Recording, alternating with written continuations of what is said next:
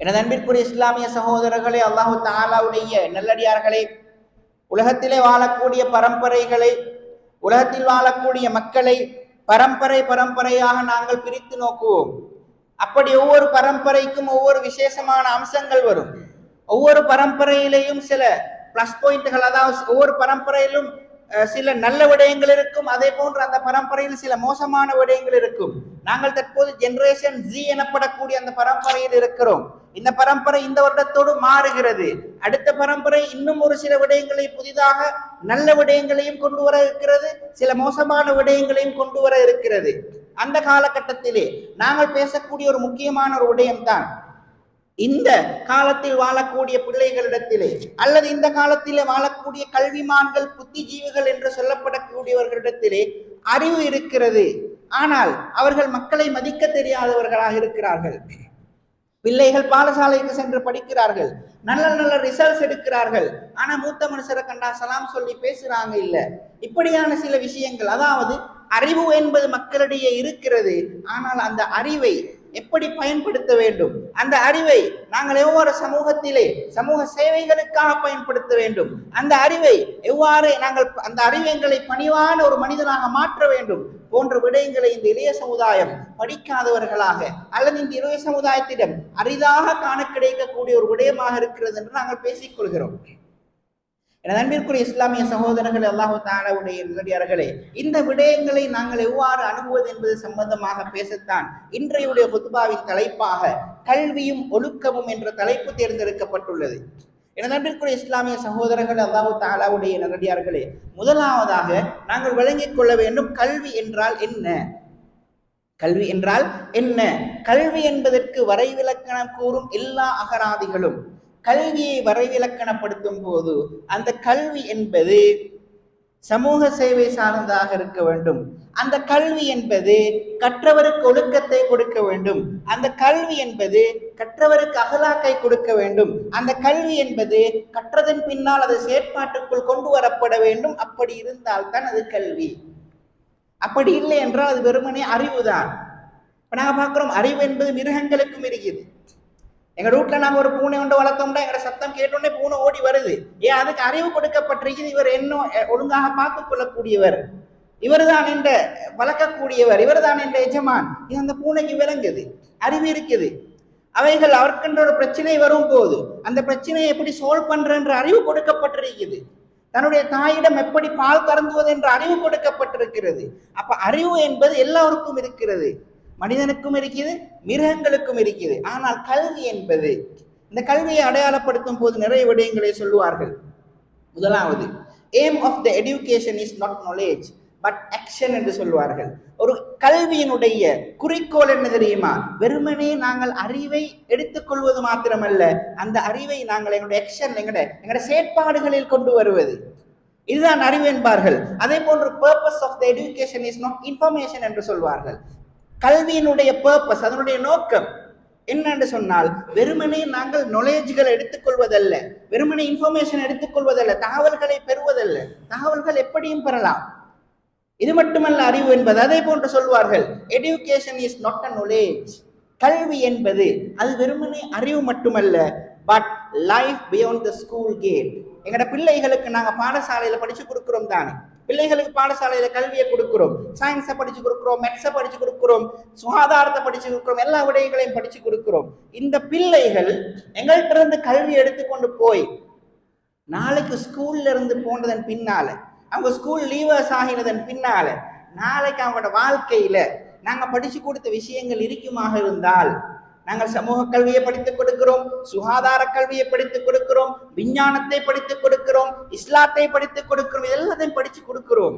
இது இந்த பிள்ளைகளுடைய வாழ்க்கையில், இந்த பாடசாலையின் கேட்டுக்கு வெளியில் அந்த பிள்ளையோட வாழ்க்கையில் அது வருமாக இருந்தால் இதுதான் கல்வி. சுருக்கமாக சொன்னால் கல்வி என்பது தனிப்பட்ட ஒரு வசனம் அல்ல. இன்னைக்கு நாங்கள் ஸ்கூல்ல எல்லாம் இருக்கிறோம் தானே, நாங்கள் சும்மா யோசிப்போம், எங்களோட ஸ்கூலுக்குன்னு ஒரு இலட்சணை ஒன்று இருந்திருக்கும். அந்த இலட்சணையில பாடசாலை மகுட வாசகம் ஒன்று இருந்திருக்கும். ஒரு 3 சொல் அல்லது 2 சொல் அல்லது ஒரு ஹதீஸ், அப்படி ஏதோ ஒன்று இருந்திருக்கும். நாங்கள் நல்லா யோசிச்சு பார்ப்போம். ஒரு பாடசாலை என்பது அரசாங்கம் தரக்கூடிய அந்த சிலபஸை படிச்சு கொடுத்துட்டு பிள்ளைகளை எக்ஸாம் எழுத வச்சுட்டு அந்த எக்ஸாம்ல நல்ல ரிசல்ட்ஸ் எடுத்து அதை ஒரு பெனர்ல போடக்கூடியதுக்கு மாத்திரம்தான் ஸ்கூலாக இருந்தால் எப்படி சிலபஸை படிச்சு கொடுத்து எக்ஸாம் எழுத வச்சு ரிசல்ட்ஸ் எடுத்து அந்த ரிசல்ட்ஸ் ஒரு பெனர்ல போட்டு எங்களோட ஸ்கூல் நல்ல ரிசல்ட்ஸ் எடுத்திருக்கிறாங்க இப்படின்னு போடுறதுக்காகத்தான் இந்த பாடசாலை இருக்குமாக இருந்தால் எங்களோட மகுட ஆசிரியர்கள் என்ன இருந்திருக்கும்? சிலபஸ், எக்ஸாம், ரிசல்ட்ஸ் இதுதான் இருந்திருக்கும். ஆனால் எங்களோட எந்த ஒரு மகுட வாசகத்திலையும் சிலபஸ் என்ற விஷயமும் இல்லை, எக்ஸாம் என்ற விஷயமும் இல்லை, ரிசல்ட்ஸ் என்ற விஷயமும் இல்லை. சில மகுட வாசகங்கள்ல ஒற்றுமை இருக்குது, சில மகுட வாசகங்கள்ல கல்வி இருக்குது, சில மகுட வாசகங்கள்ல நல்ல ஒழுக்கம் இருக்குது. இப்படி இந்த மகுட வாசகத்துல நாங்கள் இதைதான் ஸ்கூல்கள்ல காண்றோம். என்ன அர்த்தம்? பாடசாலைகள் நிறுவப்பட்டதன் நோக்கம் அதுதான். இந்த பாடசாலைகள் ஸ்ரீலங்காவில் உருவாகின வரலாறு எங்களுக்கு தெரியும். சாதாரணமான ஒரு வரலாறு கிடையாது. ஒரு மிஷனரியில படிக்கக்கூடிய பிள்ளை நல்ல முறையில இங்கிலீஷ் எடுப்பாரு, நல்ல முறையில ஸ்போர்ட்ஸ்ல முன்னேறி போவாரு, எங்களோட சமூகம் நல்ல முன்னேறும். அந்த காலத்துல சமூகத்தின் ஆர்வலர்கள் விட்டிருந்தாங்க என்றால் கல்வியில், அதாவது அறிவில் பிள்ளைகள் முன்னுக்கு வைத்திருப்பாங்க. ஆனாலும் எங்களுடைய கலாச்சாரம் பாதுகாக்கப்பட வேண்டும், எங்களுடைய பண்பாடுகள் பாதுகாக்கப்பட வேண்டும். பரம்பரையாக கடத்தப்பட்டு வந்த எத்தனையோ விழுமியங்கள் எங்கள்கிட்ட இருக்குது, அவைகள் பாதுகாக்கப்பட வேண்டும் என்பதற்காகத்தான் பௌத்தர்கள் சிங்கள பாடசாலைகளையும், தமிழர்கள் எங்களுக்கு தமிழ் பாடசாலைகளையும், முஸ்லீம்கள் முஸ்லிம் பாடசாலைகளும் கேட்டாங்க. அந்த நேரத்தில் முஸ்லீம்கள்ட்ட கல்விமான்கள் குறைவு, பௌத்தர்கள்ட்ட கல்விமான்கள் குறைவு, இந்துக்கள்கிட்ட கல்விமான்கள் குறைவு. ஆனாலும் நாங்க மிஷனரி அளவுக்கு எங்கள்கிட்ட கல்வி கொடுக்க இயலாம இருந்தாலும், மிஷனரி அளவுக்கு எங்களுக்கு கல்வியையும் ஸ்போர்ட்ஸையும் எல்லா பிள்ளைகளுக்கும் இங்கிலீஷையும் கொடுக்க இயலாம இருந்தாலும் எங்களுக்கு முக்கியம் அறிவு என்பதை விட கல்வி என்று உணர்ந்தார்கள். அதனால தனித்தனி பாடசாலைகள் கேட்டார்கள். நண்பிற்குரிய இஸ்லாமிய சகோதரர்களே, அல்லாஹு தஆலாவுடைய நல்லடியார்களே, கல்வி என்பது ஸல்லல்லாஹு அலைஹி வஸல்லம் அவங்க சொன்னாங்க, மன் ஸலக தரீகன் யல்தமிசு ஃபீஹி இல்மன் ஸஹ்ஹலல்லாஹு லஹு பிஹி தரீகன் இலல் ஜன்னah. யார் இல்மை தேடி கல்வியை தேடி ஒரு வழியில போறாரோ அவருக்கு அல்லாஹு தஆலா சொர்க்கத்துக்கான பாதையை அந்த போற பாதையில சொர்க்கத்துக்கான பாதையை அவர் லேசாக்கி கொடுக்கிறான். வெறுமனே ஸ்காலர்ஷிப் எக்ஸாம், வெறுமனே ஓ லெவல், வெறுமனே ஏ லெவல், வெறுமனே ஒரு டிகிரின்ற அந்த பாதையில மாத்திரம் எங்களோட வாழ்க்கை போகுமாக இருந்தால், இன்னைக்கு நாங்க எத்தனையோ பார்க்கிறோம், எத்தனையோ டிகிரி ஹோல்டர்ஸ் ஆனால் முர்த்தத்தாக வாழ்கிறார்கள். காதல் ஒன்றுக்காக தன்னுடைய மார்க்கத்தை விட்டு கொடுத்து விட்டு வாழ்கிறார்கள். டிகிரி இருக்குது, பேப்பர் குவாலிஃபிகேஷன் இருக்குது, ஆனாலும் கல்வி இல்லை. நாங்கள் எத்தனையோ விடயங்கள் கேள்விப்பட்டோம். சில ஊர்களில் நாங்கள் கேள்விப்பட்டோம், சில பல்கலைக்கழகத்தில் படிக்கக்கூடிய மௌலைமார்களால கற்பழிக்கப்பட்ட எத்தனையோ பிள்ளைகள் இருக்கிறாங்க. நம்பலாமா?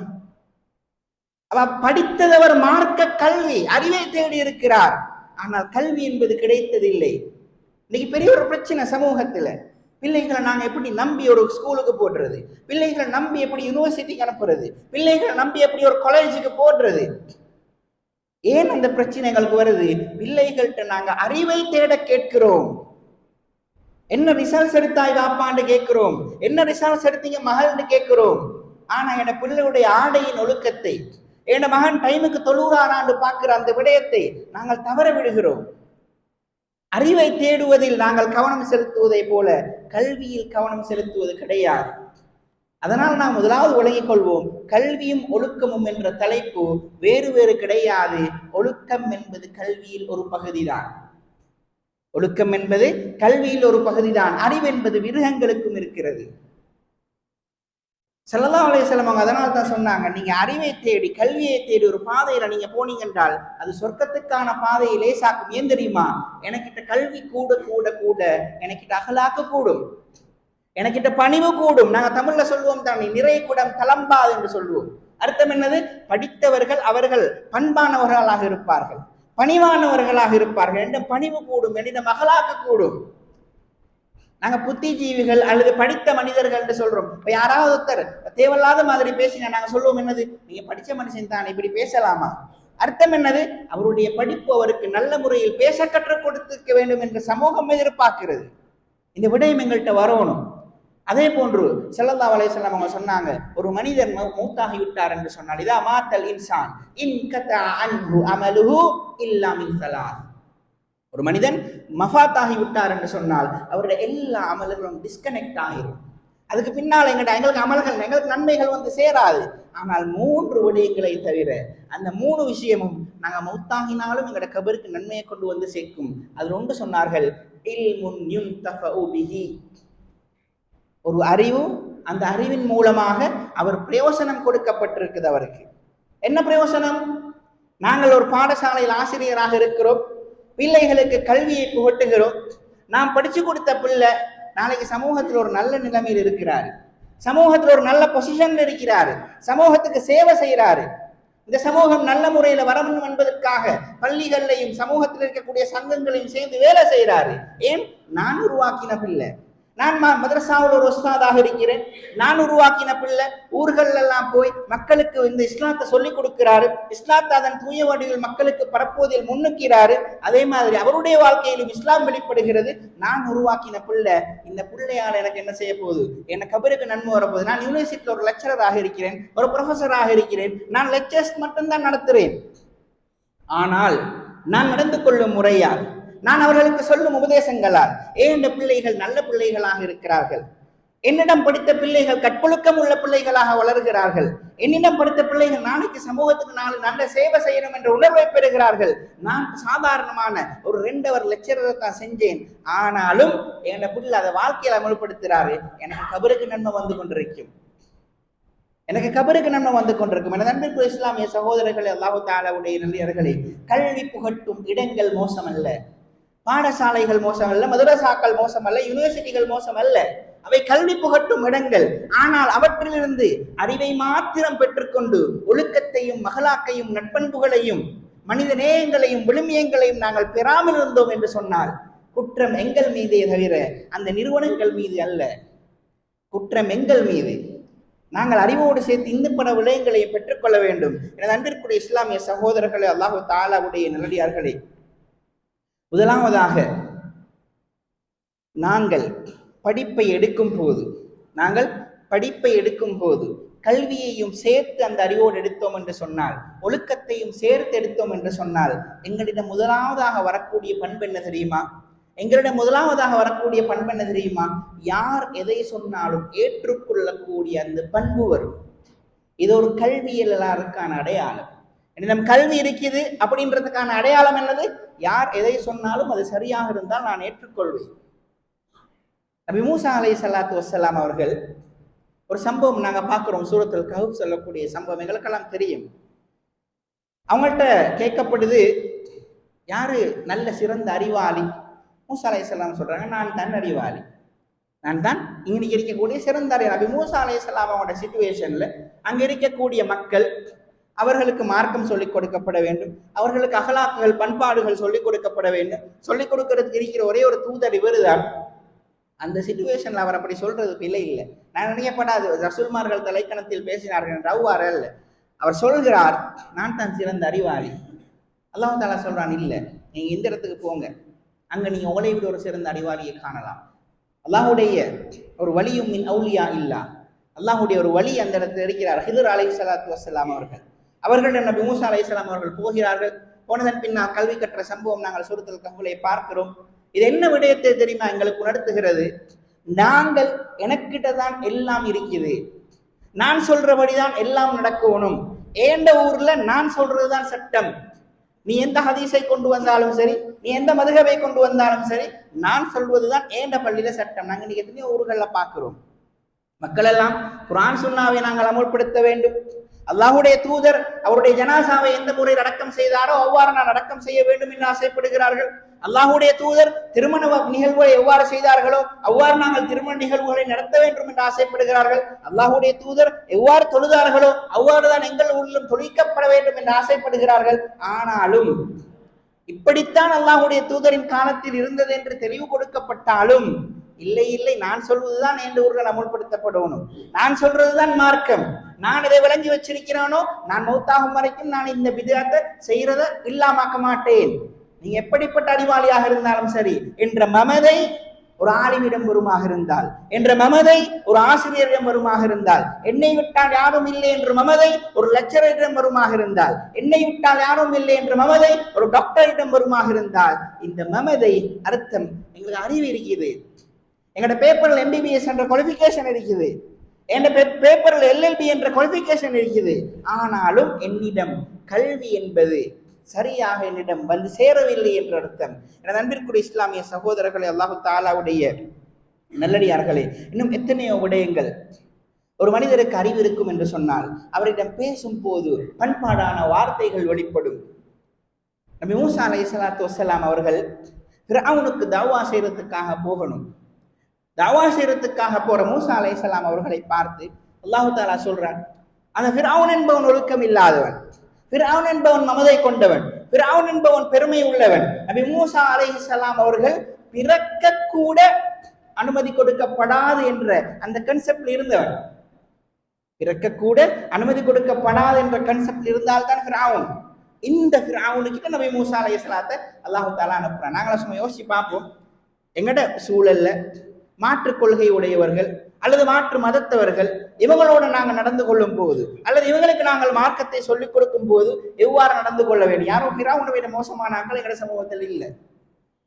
ஃபிரௌனை விட மோசமான ஆட்கள் யாரும் இல்லை. ஃபிரௌனிடம் அனுப்பும் போது அல்லாஹு தஆலா சொல்றான், உதுஉ இலா சபீலி ரப்பிக பில் ஹிக்மதி வல் மௌஇதத்தில் ஹஸனா. நீ என்ன செய், உன்னுடைய ரப்புடைய அந்த பாதையின் பக்கம் ஹிக்மத்தை கொண்டும் மௌஇதா ஹஸனாவை கொண்டும் மக்களை நீங்க அந்த அந்த ஃபிரௌனை நீங்கள் அலையுங்கள். ஹிக்மத் என்பது, நாங்க சில நேரம் சில ஆக்கள் ஹிக்மத்துக்கு வழிவிலக்கணம் சொல்லும் போது அந்த இடத்துல சொல்லாம இருக்கிறது தான் ஹிக்மத் என்று சொல்லுவார்கள். அவ்வாறல்ல. நாங்கள் மார்க்கத்தை சொல்லும் போது அந்த எடுக்கக்கூடிய நபர் எந்த தரத்தில் இருக்கிறாரோ அந்த தரத்தை வைத்து, அந்த சூழ்நிலையை வைத்து, அந்த இடத்தை வைத்து நாங்கள் அவருக்கு விளங்கும் முறையில் அழகான முறையில் சொல்லிக் கொடுத்தல் ஹிக்மத். மௌஇதா ஹசனா என்பது நல்ல வார்த்தைகள், பண்பான வார்த்தைகள், பாசிட்டிவான வார்த்தைகள், இதன் மூலமாக சொல்லிக் கொடுப்பது. இந்த தாவத்தை ஃபிரௌனுக்கு செய்ய சொல்கிறான் அல்லாஹ். அப்ப ஒரு கல்வி கற்ற நபரிடம் கட்டாயமாக வர வேண்டியது தான் கற்ற கல்வியை சொல்லிக் கொடுக்கும் போது இந்த ஹிக்மத்தும் மௌஇதா ஹஸனாவும். எனது அன்பிற்குரிய இஸ்லாமிய சகோதரர்களே, அல்லாஹு தஆலாவுடைய நல்லடியார்களே, இன்னும் எத்தனையோ விடயங்களை நாங்கள் பார்க்கிறோம். ஒரு நபர் இவர் கல்வி கற்றவர், இவர் இன்டலெக்சுவல் அப்படின்னு நாங்கள் அடையாளப்படுத்துவதாக இருந்தால், இவர் ஒரு புத்திஜீவி என்று அடையாளப்படுத்துவதாக இருந்தால் கட்டாயமாக அவரிடம் இந்த பழக்க வழக்கங்கள் இருக்கணும். இன்னைக்கு நாங்க பார்க்க முடியாது, இன்றைக்கு நாங்க கண்டு கொள்ள முடியாது எத்தனையோ பண்பாடுகளில் இவைகளும் இருக்கின்றன. இந்த பண்பாடுகளில் இவை இருக்கின்றன.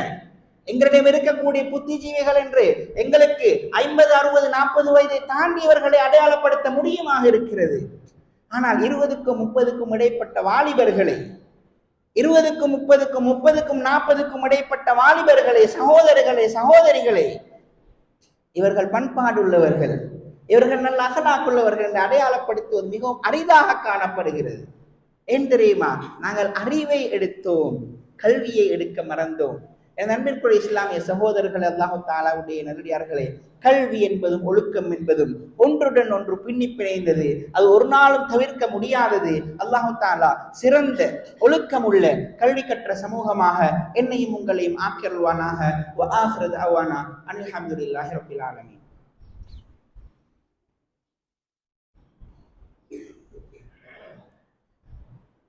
அல்ஹம்துலில்லாஹ் வஸ்ஸலாத்து வஸ்ஸலாமு அலா ரசூலில்லாஹ் வ அலா ஆலிஹி ஹிஸ்பில்லாஹ் அம்மா பஅத். அன்பிற்குரிய இஸ்லாமிய சகோதரர்களே, அல்லாஹு தஆலாவுடைய நல்லடியார்களே, கல்வி என்பது அது ஒழுக்கத்துடன் பின்னி பிணைந்ததாக இருக்க வேண்டும். அப்படி இல்லை என்றால் அது வெறுமனே கெய்னிங் நாலேஜ், அறிவை எடுத்துக்கொள்ளுதல் மாத்திரம் தானே தவிர அதுக்கு ஒரு கல்வியாக மாறாது என்ற விடயங்களை பார்த்தோம். இமாம் மாலிக் ரஹ்மத்துல்லாஹி அலைஹி அவர்கள் இந்த உலகத்திலே ஒரு மிகப்பெரிய ஒரு இமாம். அந்த இமாம் அவர்கள், நாங்கள் சும்மா யோசிப்போம், அப்போ எங்கள்ட ஊருக்கு ஒரு மௌலவி ஒன்று வாராரு. இவர் கொஞ்சம் இஸ்லாமிக் ஃபைனான்ஸில் ஒரு கொஞ்சம் ஃபேமஸான ஒரு மௌலவி, கொஞ்சம் அறிவுள்ள ஒரு மௌலவி உண்டு. நாங்கள் என்ன செய்வோம், இயலுமான வரை எங்களுக்கு ஃபைனான்ஸ் சம்பந்தமாக இருக்கக்கூடிய டவுட்டுகளை அவர்கிட்ட என்ன செய்வோம், கிளியர் பண்ணி கொள்வோம். அதே மாதிரி வேறு ஃபிக்ஹில் வேறு வேறு துறைகள், அல்லது ஒருத்தர் ஒரு தலாக் அல்லது இந்த குடும்ப வாழ்க்கை ஏதோ ஒரு சம்பந்தமான துறைகள், அல்லது ஒருத்தர் கவுன்சிலிங் துறை, இப்படி ஏதோ ஒரு துறையில ஒரு சிறந்த அறிவுள்ளத்தர் வந்தால் நாங்கள் என்ன செய்வோம், அதோட சம்பந்தமான டவுட்டுகளை அவசர அவசரமா கிளியர் பண்ணிக்கொள்ள பார்ப்போம். இது சாதாரண மௌலைமார்கள். இவர் இமாம் மாலிக். இமாம் மாலிக் ரஹமத்துல்லாஹி அலைஹி அவர்கள் ஃபிக்ஹ்ல ஹதீஸ்ல மிகப்பெரிய ஒரு இமாம். வெளிநாடுகள்ல இருந்தெல்லாம் மாணவர்கள் யார்கிட்ட வருவாங்க? இமாம் மாலிக் அவர்களிடம் வருவார்கள் படிப்பதற்காக. இமாம் மாலிக் ரஹமத்துல்லாஹி அலைஹி அவர்கள் படித்து கொடுக்கும் போது அவர் எப்படிப்பட்டவர் தெரியுமா? அவங்களோட உம்மா மகனை ரெடி பண்ணி அனுப்புவாங்க கிளாஸுக்கு, அவர் படிக்கிற காலத்துல. அப்ப அவருடைய தலைப்பாகையை உம்மா தான் என்ன செய்வான்? அரபிகளோட கலாச்சாரம் தலைப்பாகை கட்டுவது. அப்ப தலைப்பாவை உம்மா தான் கட்டிடுவான். உம்மா தலைப்பாவை கட்டி கொண்டு மகனுக்கு சொல்லுவா, யா மாலிக் குல் மின் ஷேஹிக அல் அதப கபில் அல் இல்ம். நீங்க படிக்கத்தானே வாப்பா போறீங்க, படிக்க போனால் உங்களோட உஸ்தாது கிட்ட, உங்களோட டீச்சர் கிட்ட நீங்க இல்முக்கு முன்னால அதவை எடுங்க. நீங்க கல்விய அறிவை தேடுறதுக்கு முன்னால அவற்றிருந்து ஒழுக்கத்தை நீங்க படிச்சுக்கோங்க அப்படின்னு இமாம் மாலிக் அவங்களோட உண்மை தலைப்பாவை சரி செஞ்சு கொண்டு சொல்லுவாங்க. நாங்களும் எங்களோட பிள்ளைகளை டையர் ரெடி பண்ணி அனுப்புறோம், நாங்களும் எங்களோட பிள்ளைகளோட ஷர்ட் இன் பண்ணி அனுப்புறோம், நாங்களும் எங்களோட பிள்ளைகளுக்கு தண்ணி போத்தல் நிறைச்சு அனுப்புறோம். மகன் இன்னைக்கு நல்லா படிக்கணும், இந்த எக்ஸாம்ல நல்ல ரிசல்ட்ஸ் எடுக்கணும், இதைத்தான் நாங்கள் சொல்லுகிறோமே தவிர, மகன் இன்னைக்கு போய் நீங்க வகுப்பு மாணவர்களோடு நல்ல முறையில பேசணும், டீச்சர் மாற நல்ல முறையில மதிக்கணும், டீச்சர்ஸ் மாற கண்டா சலாம் சொல்லணும், பெரிய நானமார் தாத்தமார் ஒரு நாள் என்ன செய்யக்கூடாது, அவங்க சத்தத்தை உயர்த்தி பேசக்கூடாது. நாங்க எத்தனை பேர் சொல்லி அனுப்புறோம் எங்களோட பிள்ளைகளுக்கு? நாங்க எத்தனை பேர் இந்த ஒழுக்கத்தை நீங்க படிச்சுக்கோங்கன்னு சொல்லி அனுப்புறோம்? மகன் இன்னைக்கு டீச்சர் வந்து படிப்பிச்சாங்கன்றால் அந்த டீச்சர் எப்படி படிச்சு தாராங்கன்னு பாருங்க. அந்த டீச்சர் நடந்து கொள்ளக்கூடிய நல்ல முறைகளை நீங்க உங்களோட வாழ்க்கையில் உள்வாங்கிக்கோங்க. நாங்க எத்தனை பிள்ளைகளுக்கு சொல்லி அனுப்புறோம்? நாங்க நினைக்கிறோம் என் பிள்ளைக்கு பேப்பர் குவாலிஃபிகேஷன் இருந்தால் போதும், என் பிள்ளைக்கு பேப்பர் குவாலிஃபிகேஷன் இருந்தால் போதும் நினைக்கிறோம். என் பிள்ளையை கஷ்டப்பட்டு படிக்க வைக்கிறோம், கஷ்டப்பட்டு டியூஷன் அனுப்புறோம், நாங்க டியூஷனுக்காக பிள்ளைய கூட்டிங்க போய் துட்டுறோம், கூட்டி கொண்டு வாரோம், எல்லா வேலைகளையும் செய்யறோம், கேம்பஸுக்கு அனுப்பக்கூடிய பிள்ளைகளை பாதுகாப்பாக அனுப்புறோம், பாதுகாப்பாக எடுக்கிறோம். நாளைக்கு என் பிள்ளை முர்த்தத்தாக வந்து நிக்குது, நாங்க கை செய்தப்படுறோம். ஏன் கை செய்தப்படுறோம்? பிள்ளைகளுக்கு நாங்கள் அறிவை கொடுத்தோம், கல்வியை கொடுக்கவில்லை. இமாம் மாலிக் அனுப்பக்கொள்ள உம்மா சொன்னா, நீ கல்வி எடுக்காட்டி பரவாயில்ல, நீ அதபை எடுத்துக்கொண்டு வா, நீ என்ன செய், அதபை எடுத்துக்கொண்டு வா. இமாம் மாலிக் ரஹ்மத்துல்லாஹி அலைஹி அவர்கள் படித்து கொடுக்கும் போது அவருடைய மாணவர்கள் சொல்லுகிறார்கள், இமாம் மாலிக் ரஹ்மத்துல்லாஹி அலைஹி அவர்களிடம், மா தஅல்லம்னா மின் அதபி மாலிகின் அக்தர் மிம்மா தஅல்லம்னா மின் இல்மிஹி. இமாம் மாலிக்குடைய அதப், அவருடைய ஒழுக்கம், இதுல நாங்க படிச்சோமே, இந்த படிச்ச விஷயங்கள் அவருடைய இல்மில் இருந்து நாங்க படித்த விஷயத்தை விட அதிகம். நம் மாலிக் மாணவர்கள் சொல்றாங்க, இன்னைக்கு தனியான ஒரு மதுஹப், இன்னைக்கு தனியான முவத்தா மாலிக், மிகப்பெரிய ஒரு இமாமாக நாங்கள் வரவேற்கிறோம், மிகப்பெரிய ஒரு அழிவாளியாக அடையாளப்படுத்துகிறோம். அவருடைய அறிவே அந்த அளவுக்கு மிகப்பெரியதாக இருந்தால், அவரோட மாணவர்கள் சொல்றாங்களே, இவருடைய அறிவை விட நாங்க அதபதான் படிச்சோம், அவருடைய ஒழுக்கம் எந்த அளவுக்கு பெரிதாக இருந்திருக்கும், அவருடைய ஒழுக்கம் எந்த அளவுக்கு பெருமதியானதாக இருந்திருக்கும். இமாம் அப்துல்லாஹி இப்னு முபாரக் ரஹ்மத்துல்லாஹி அலைஹி அவர்கள் சொல்லுகிறார்கள், நான் 50 வருஷம் படித்தேன், என் வாழ்க்கையில 50 வருடங்கள் நான் படித்தேன். அந்த 50 வருடங்கள்ல தலபத்துல் அதப 30 சனா, அதபன ஒழுக்கத்தை 30 வருஷம் படிச்சேன். தலபத்துல் இல்ம 20 சனா, நான் இல்மை 20 வருஷம் தான் படிச்சேன். எனக்கு அதபு படிக்கிறதுக்கு 30 வருஷம் தேவைப்பட்டுச்சு. இமாம் அப்துல்லாஹி இப்னு முபாரக் மிகப்பெரிய ஒரு இமாம், எனக்கு ஒழுக்கம் படிக்க 30 வருஷம் தேவைப்பட்டுச்சுன்னு சொல்றாங்க. எங்களுக்கு எத்தனை வருடங்கள் தேவைப்படும்? இமாம் அப்துல்லாஹி இப்னு முபாரக் ரஹ்மத்துல்லாஹி அலைஹி அவர்கள் வாழ்ந்த காலத்துல நாங்க வாழ்றோம். நாங்க வாழக்கூடிய காலத்துல நாங்க வாழ்க்கை ஃபுல்லா ஒழுக்கம் படிச்சாலும் ஒழுக்கமாக வாழ்வதற்கு சவால் மிக்க ஒரு காலம். அப்படிப்பட்ட ஒரு காலத்திலே வாழ்கிறோம். நண்பிற்குரிய இஸ்லாமிய சகோதரர்களே, அல்லாஹு தஆலாவுடைய நல்லடியார்களே, இப்படி எத்தனையோ விடயங்கள் இமாம் இப்னுல் ஜௌஸி ரஹ்மத்துல்லாஹி அலைஹி அவர்கள் சொல்லுகிறார்கள், காதல் அதபு யகூனு சுலுஸைல் இல்ம். இல்ம நாங்க 3 வகையா பிரிச்சோம் என்றால், இல்ம நாங்க 3 வகையா பிரிச்சோம் என்றால், அதுல 3ல் 2 பகுதியே அதபு தான், ஒழுக்கம் தான். அந்த ஒழுக்கம் இல்லாம போனா இல்முல 3 ஒன்று தான் எங்கள்கிட்ட இருக்கின்னு அர்த்தம். அந்த 3ல் 1க்காக தான் நாங்க இவ்வளவு பாடுபடுறோம்.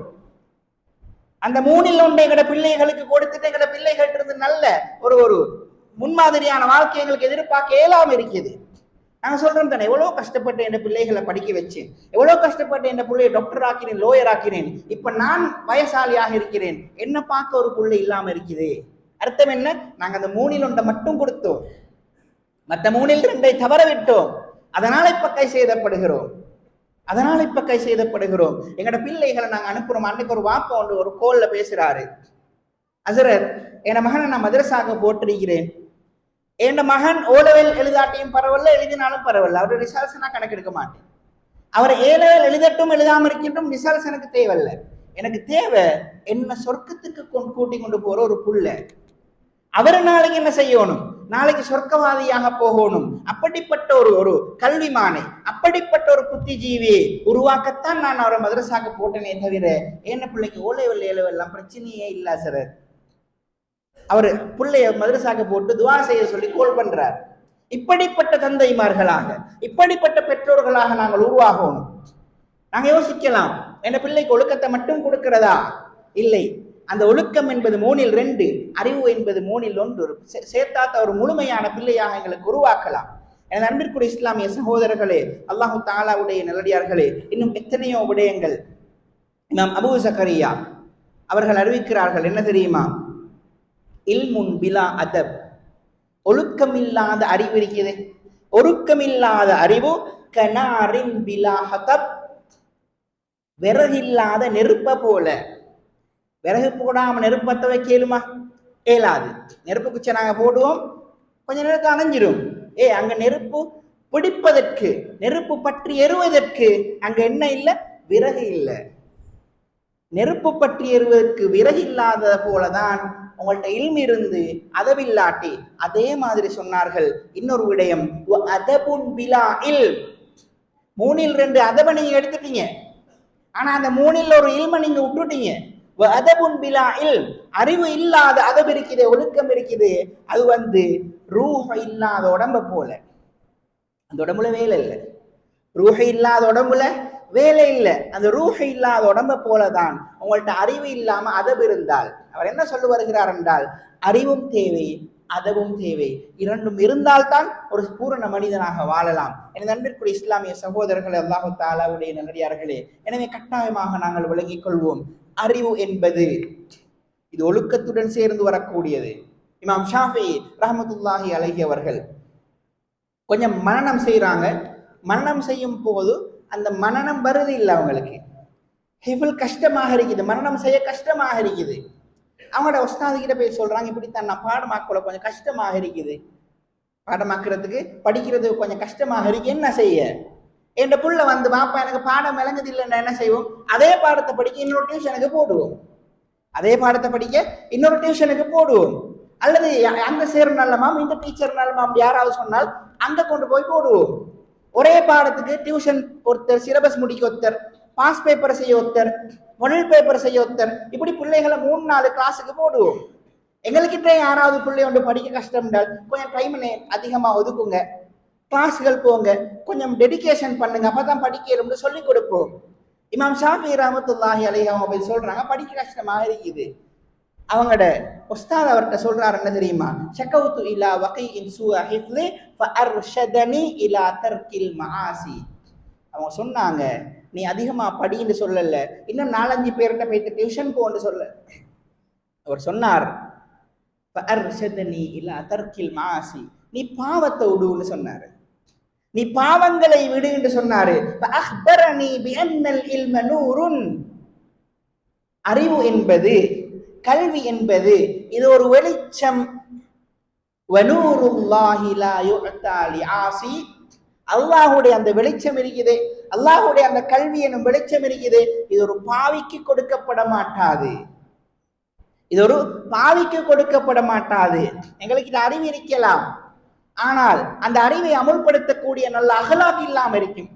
அந்த அறிவின் மூலமாக சமூகத்தை நாங்கள் சம்பாதித்திருக்கோம். நாங்கள் எத்தனையோ பேரை பேசிக் கொள்றோமே, அவர் டாக்டர் தான், அவர் லோயர் தான், ஆனா சமூகத்தை வச்சு சம்பாதிச்சு தின்றாரு. சமூகத்துக்கு அவரால் எந்த ஒரு பிரயோசனமும் இல்லை. நாங்க தான் அவரை உருவாக்கிட்டோம், ஆனா இப்ப எங்களுக்கு அவரால் எந்த ஒரு பிரயோசனமும் இல்லாம இருக்கு. நாங்க பேசிக்கொள்றோம். ஏன்? அவர்களிடம் அறிவு இருந்தது, ஆனால் அந்த நூர், அல்லாஹ்வுடைய பிரகாசம் கிடைக்காமல் போய்விட்டது. அல்லாஹ்வுடைய பிரகாசம் வேண்டுமா? பாவங்கள் இல்லாமல் போக வேண்டும் என்றார்கள். அப்போதுதான் அந்த கல்வி எங்களுக்கு கிடைக்கும். என் அன்பிற்குரிய இஸ்லாமிய சகோதரர்களே, அல்லாஹ் தஆலாவுடைய நல்லடியார்களே, எனவே ஒழுக்கத்துடனான கல்வி, இந்த கல்விதான் நாளைக்கு எங்களுடைய சமூகத்தை ஒரு சிறந்த சமூகமாக மாற்றும். வெறுமனே அறிவை தேடுவது, வெறுமனே சிலபஸ் முடிப்பது, வெறுமனே பேப்பர் குவாலிஃபிகேஷன்களை எதிர்பார்த்து முன்னேறி செல்வது, இது மாத்திரம் நல்ல ஒரு சமூகத்தை உருவாக்கி விடாது. அந்த கல்வி என்பது கட்டாயமாக ஒழுக்கம் கலந்த, அகலாக்குகள் கலந்த, நட்பண்புகள் கலந்த, சமூக சேவை செய்யும் அந்த உணர்வு கலந்த ஒரு கல்வியாக இருக்கட்டும். அல்லாஹு தஆலா எனக்கும் உங்களுக்கும் அந்த சிறந்த கல்விமான்களை உருவாக்குவதற்கு, அந்த சிறந்த கல்விமான்களாக மாறுவதற்கு தௌஃபீக் செய்வானாக. வ ஆஹிரு தஅவானா அனில் ஹம்துலில்லாஹி ரப்பில் ஆலமீன்.